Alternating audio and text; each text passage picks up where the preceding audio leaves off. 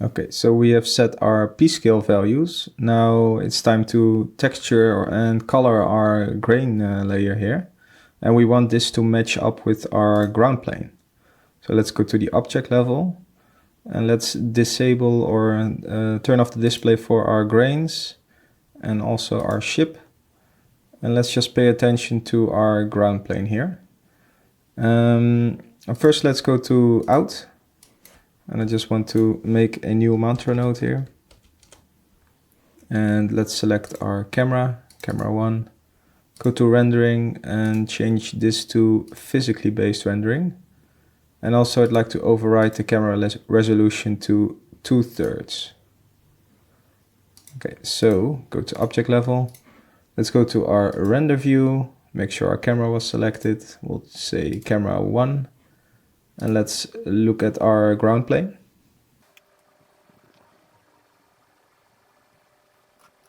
Okay, so this is our ground plane with the Icelandic sandy gravel texture that we selected before. And this is getting its lighting from our environment light.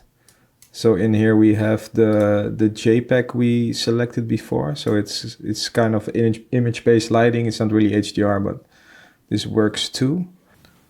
Okay, so let's see this together with our render grains.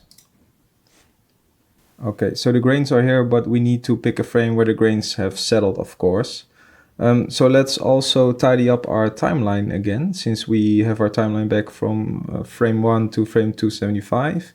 But when we're gonna export or render our scene, we're only gonna use frame 100 to frame 275. So let's just make our timeline correspond with that. So we'll type 100 here, and now we have 100 to 275. Okay, so let's use this frame as our comparison frame. So let's render this again. Okay, let's use this frame to get our grains as close as possible to our surface here. We can also see some grains got inside the rock geometry, but that's not really an issue. Okay, so let's make a snapshot of this frame. And let's assign a material to our grains. So we go to the material palette and we'll make a new principled shader. So we'll drag it in here, double click. And here it is next to our Icelandic sandy gravel shader. Let's rename this to grain sand shader.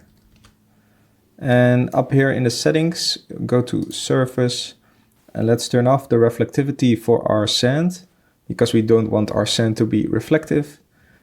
And up here we can change the base color. So we can click here and then you can use the color picker to pick a color from our Icelandic sandy gravel shader here. So maybe something like this. And we can close this. And now we have to assign our grain sand shader to our grains.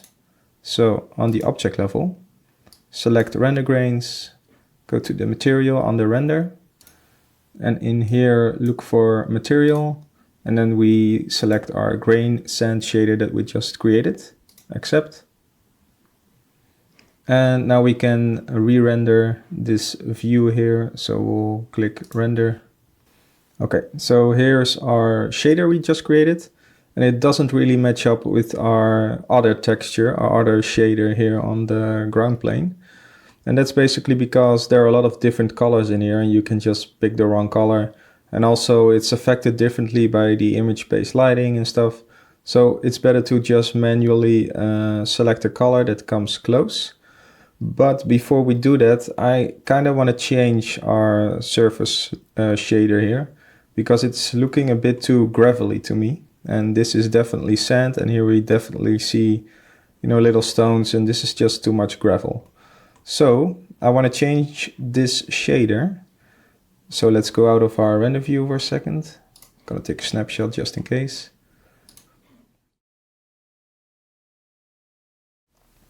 And I'm going to look for a new shader in Megascan, so Quixel Bridge.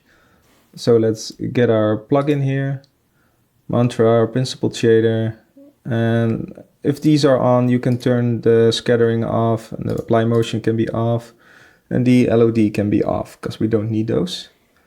So we'll drag that off to the side.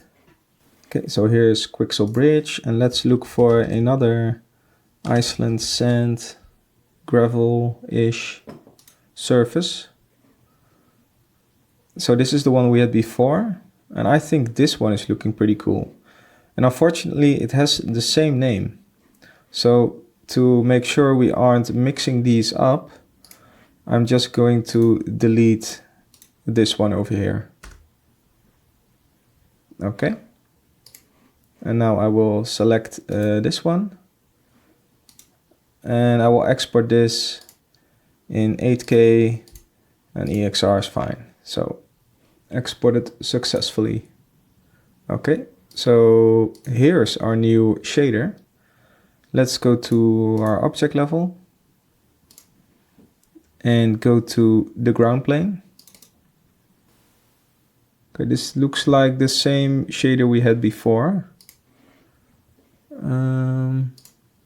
Why is that? Let's export again.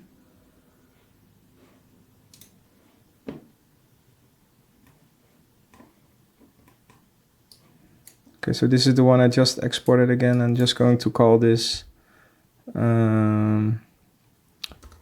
terrain or terrain shader, and going back to the ground plane.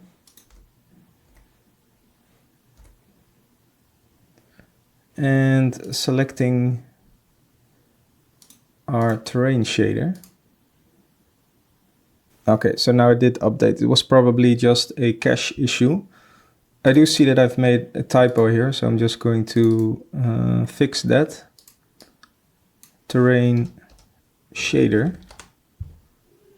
And I'm going to delete the Icelandic sandy gravel. Okay.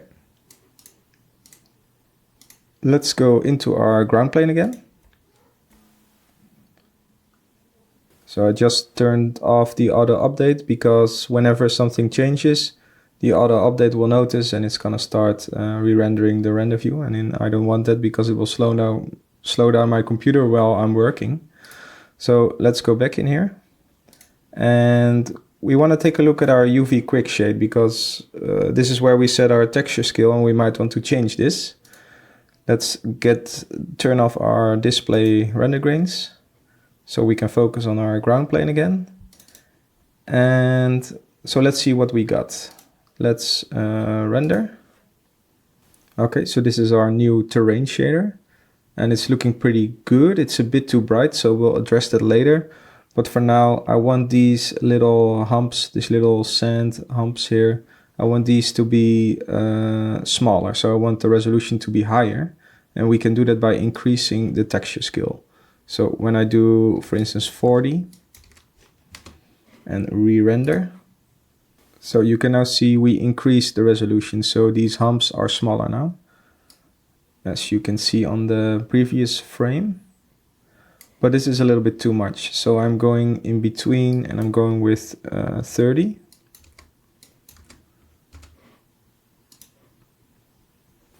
Okay, so 30 was looking nice, but I decided to go with 25.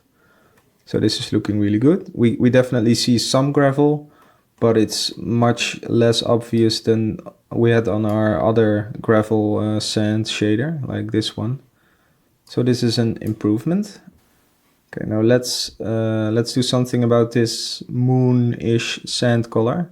So let's go to our material palette, to the terrain shader, and up here in the base color, let's choose a more dark grayish color. So something like this.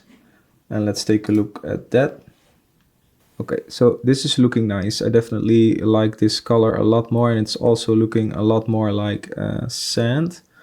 Maybe we can, because when I look at my reference, this one over here, I think that we can add maybe a bit more red into this gray, because in here as well you can see it's a bit more brown reddish, but overall it's looking pretty good. So I'm gonna keep this on my other monitor and I'm gonna tweak these color settings a little bit.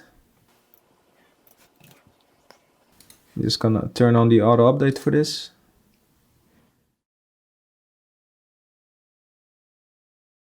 Okay, so basically I only added some more red and I adjusted the other values a little bit. So now this is what I'm gonna use for my terrain shader. And now it's time to get our grains back in and start matching our grains to this.